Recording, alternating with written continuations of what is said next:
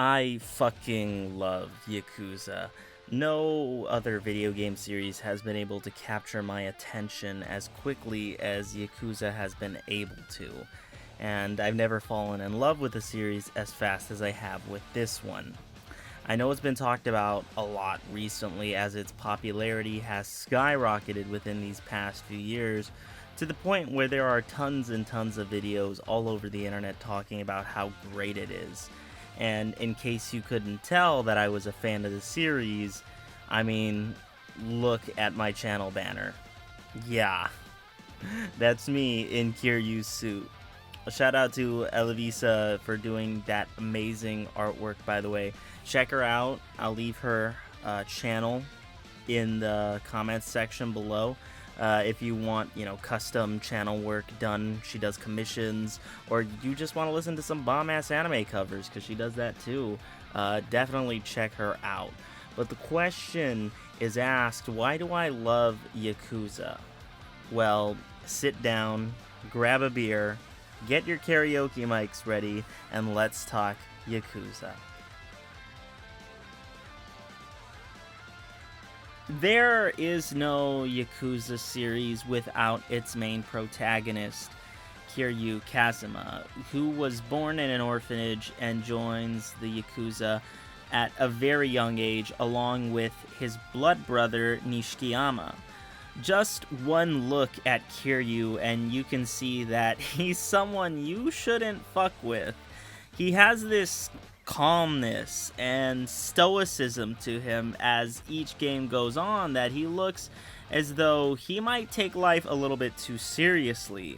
But just when you think he's going to be this boring goody two-shoe character, that's where you see him getting way into karaoke, getting into pocket stock car racing, and chatting online with cam models, which completely subverts your expectations on the character. Kiryu is someone who stands up for what is right no matter the cost, and will do anything to protect those that are near and dear to him. And I know some people might be tired of the same old conventional hero who stands up for what is right, someone like John Cena! But where Kiryu stands apart from the rest of these cookie-cutter heroes who will stand up for justice is the fact that Kiryu is not afraid to break the rules in order to get there. I mean, several times he just goes up to anyone he needs information from and he beats the holy shit out of them. And you believe it because you can see from his actions how determined he truly is. None of this would even be possible had it not been for the legendary casting of Takuya Kuroda, the man who voices the Dragon of Dojima. I mean, listen to his voice and tell me he does not have your immediate attention.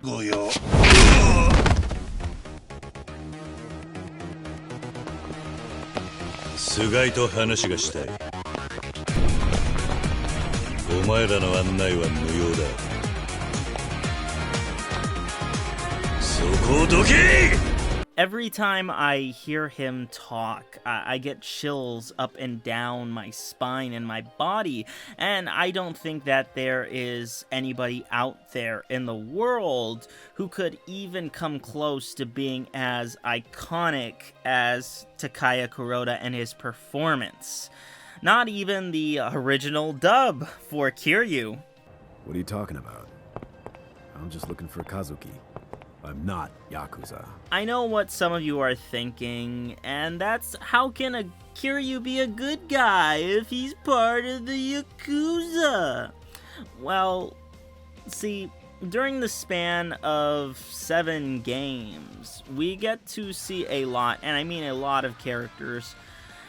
Some of them are good, but a majority of them are just bad people. Especially in Yakuza 6, but even though Kiryu is part of an illegal organization, He is someone with morals and standards. For instance, he would never assault random people on the street for money or for fun. He would never hit children. Except for that one time. And he would never take advantage of someone who's down on their knees and struggling. In fact, throughout each game, there will be people who ask you for help, like, all the time. Like, for instance, the time Kiryu helped the dominatrix be good at her job. Or protecting some random person on the street from another Yakuza who's trying to take their money. Or protecting an elderly woman who happens to know karate and can also kick ass. It's these actions along with the story that we get to see how good Kiryu is as a person and why he's a joy to play as.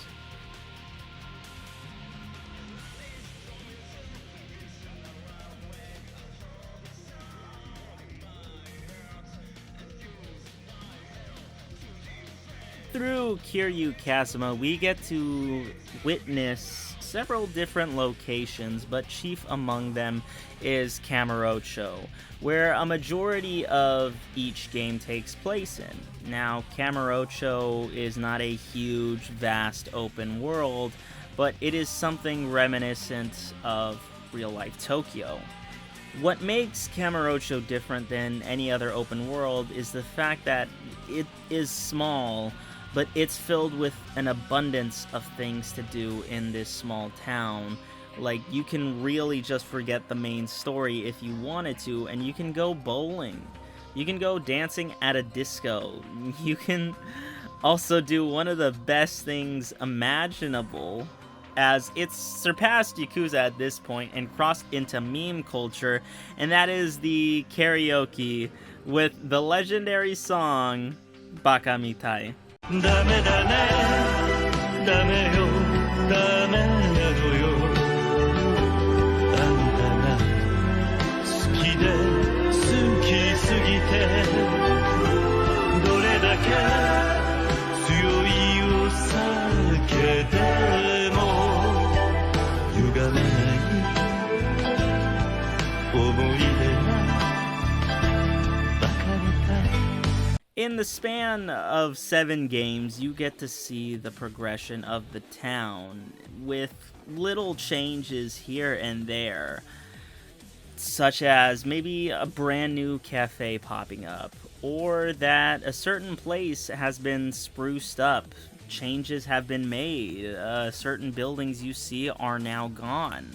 So it feels natural when you see these changes being made, and it makes it feel as though that this world is real, alive, and fleshed out. As you make your way through each game, the world always feels alive. I've spent hours and hours in this town, walking, fighting assholes, getting drunk, helping people, and sure, it can sound repetitive as hell, but I never once got bored walking through these streets and helping people out. I mean, I have this mental picture of what Camerocho looks like, and I even have memorized, because I've been here so much, what each place is, like where it is, who the people are. That's just how much it's been ingrained into me. And not to mention, the other places that you do explore are also incredibly beautiful. The mountainside with Saijima is amazing. Onamichi is beautiful. There are so many other places in this world, not just Camerocho. Camerocho's amazing, but the other worlds, the other places in the country are just so spectacular to look at, and they're always a joy whenever you get to explore, meet the people there, and see what they're going through as well. The world building in each of these games has been fleshed out that no place that you go to, whether you're in Onamichi, whether you are in Camerocho, whether you are in Osaka at the orphanage, no one place feels the same. They all feel uniquely different. Now, for the most part, the gameplay is very similar throughout most of the games, with the only real thing changing is the fighting style, and honestly, Yakuza is not very game-changing in terms of the combat, but there's always a weight to every punch that you throw, every kick that you land, and every thug that you end up throwing. Plus, the heat actions are truly amazing and creative as all hell.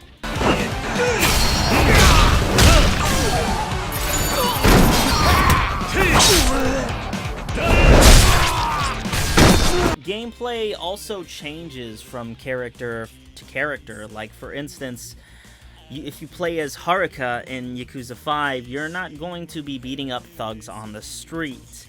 And if you play as Shinada, your fighting more resembles that of a baseball player, since he used to be one. Like I said, the gameplay can be repetitive, but it honestly feels so good.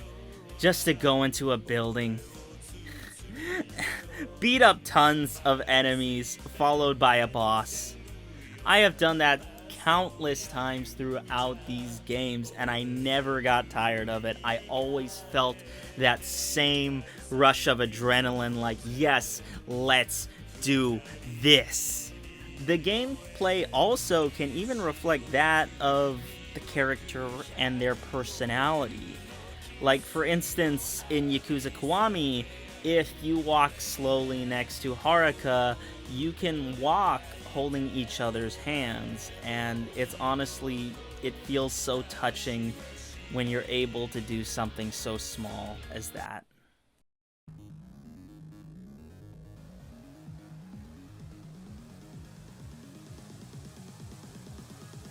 Now, when it comes to the story, there are multiple stories throughout each of the Yakuza games, and they're always sort of centered around this deep, twisted conspiracy that is going on that involves the whole entire, city of Camerocho. On the surface, each story can look to be very samey, but Yakuza does something very interesting, and it's the fact that they aren't afraid to change up the formula. In the first 4 games, if you are playing chronologically, of course, you get to play as the famous dragon of Dojima, Kiryu Kasima, getting to know the intricacies of his character, but in Yakuza 4, along with 5 and 0, they do mix it up by having you play as multiple different characters that always tie back with Kiryu and the main story. You get to play as Shun Akiyama, a former homeless person who once lost it all since he was framed for taking money at a high-finance business job, who, throughout extraordinary circumstances that also involve Kiryu, by the way, finds himself incredibly rich. There's Taiga Saejima, the former Yakuza legend and blood brother to Goro Majima, who once killed a shit ton of Yakuza, only to feel regret for what he has done. And, of course, you get to play as the adoptive daughter of Kiryu, Haruka.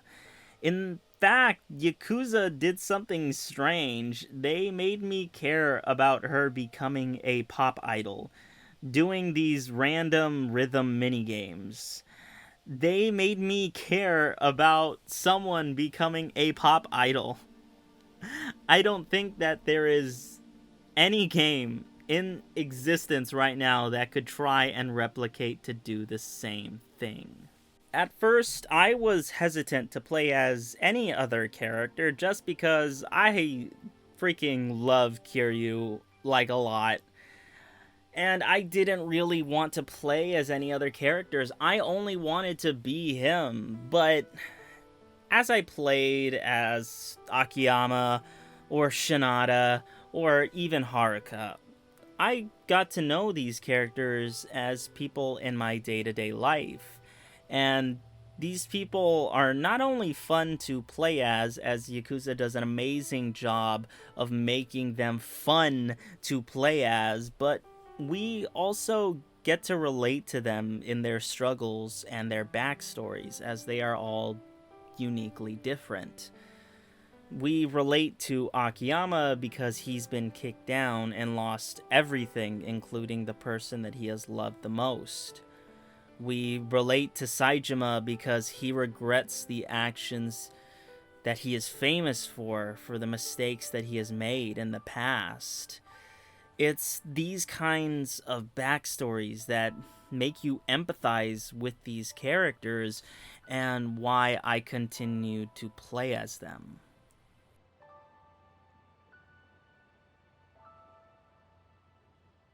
The main thing that always gets to me and my heart while I relive any of the Yakuza games and their moments are the relationships that these characters have with each other.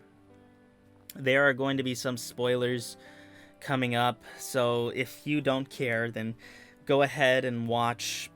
And if you do care, I'll provide, times where you can go ahead and skip so you can remain spoiler free. In the span of 7 games, you meet tons of memorable characters, like Goro Majima, an enemy turned friend who also has his own tragic backstory, and throughout a majority of the games, he was always near Kiryu, with the exception of 6 since he got put away in prison. Sure, Majima is antagonistic at first, but he sees something special in Kiryu that does change him.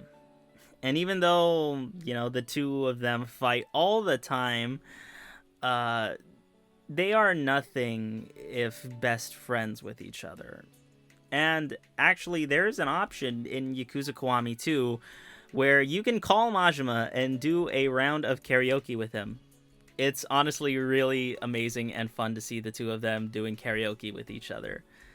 There is Kiryu and Nishikiyama, both growing up in the same orphanage, with both having aspirations to join the Yakuza, trying to be something greater than they once were.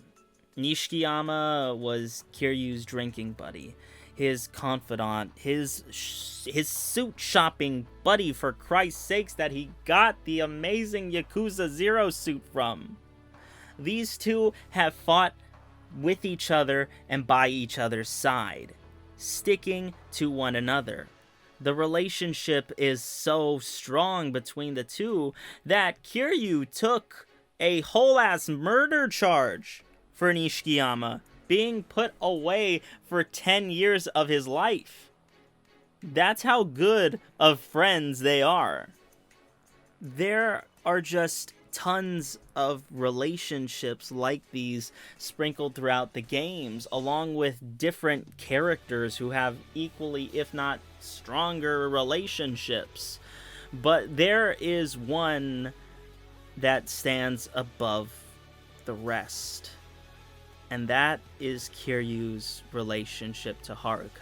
In Yakuza Kiwami, Haruka is just a little girl who is trying to find her mother, who happens to also be Kiryu's one and only true love, Yumi Sawamura. And she ends up dying along with Nishikiyama at the end of the game, trying to save Kiryu and Haruka. The police surround Kiryu and are about to take him to jail. And Kiryu is about to take the blame for it, since he feels as though he has lost his best friend and his true love, and feels as though he has nothing really left to live for. Date, a detective who has been helping Kiryu throughout the game, tells him to take care of Haruka, since she'll be left all alone with nothing if he leaves her. And what follows next is something that is truly amazing. As the games go on, Haruka and Kiryu get older, but their love for each other gets stronger. You walk around town holding her hand, you play games with her, you do karaoke with her, you even open an orphanage with her, and as each game goes on, you believe how much Kiryu really does care about her, and how much Haruka cares for Kiryu. she never really had a dad in her life, and that is where Kiryu comes in. The last scene of Yakuza 5, where Haruka gives up her whole idol career, and you've spent a majority of the game trying to get her to be this pop star, trying to get her to be this idol, and you've seen how hard that she has worked to put in, for her dream, but she gives it up. She says that Kiryu is like a father to her in front of everybody, and sure that he is a Yakuza. He was a Yakuza. He was in the Yakuza, sure, but that doesn't mean that he is a bad person, that he's always treated her with respect, that he's always been there for her. And she gives it all up to just try and live a normal and peaceful life with Kiryu. That made my heart heavy, and I swear to God, I'm not crying right now, you are. I spent a majority of 2020 indoors playing these games. I remember seeing Yakuza Kiwami on sale and thinking, hey, everyone loves this. It's only $8. If it ends up sucking, I'll end up losing $8. And then I'll have, it's not that big of a hit to me. And those happen to be one of the best $8 that I've ever spent.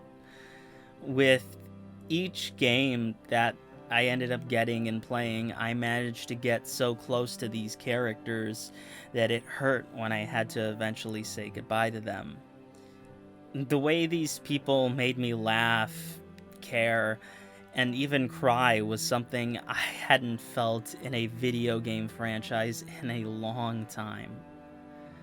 Yakuza shows me through its many sub-stories and main stories that even though evil does exist in this world, there is also so much good in the world as well. Sometimes people need help.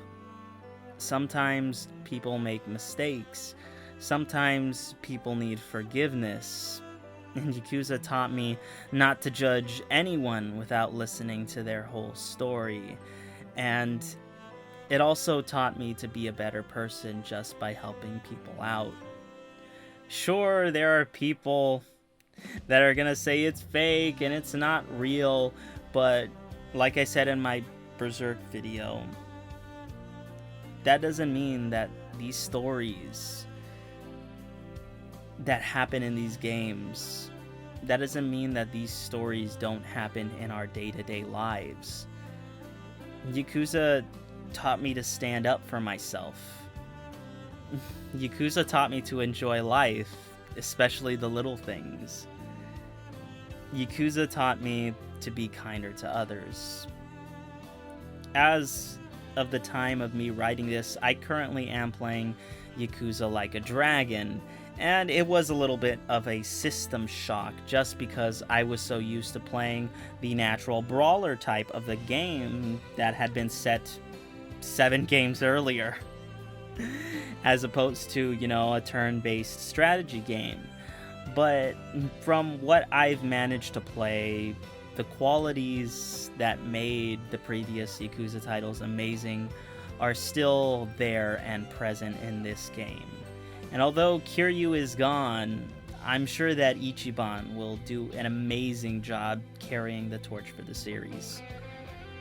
I doubt that anyone at RGG Studios will ever see this, but I want to thank every single person who ever worked on Yakuza or a Yakuza game, because I honestly can't think of what my life would be had I not played this series and had I not spent those $8 on that game. Sure, there is tons and tons of content that I have yet to explore with the games, and sure, I can also go back and play them anytime that I want to, but I think so much of the joy playing those games comes from experiencing these gems for the first time.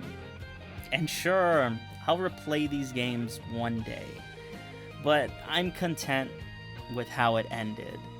And as Kiryu once said in Yakuza 6, I try to let the past stay in the past. Thank you so much for watching. If you made it this far, thank you. I honestly, once I started the channel, I sort of always wanted to talk about Yakuza, and you know, I figured this would be the perfect time to do so.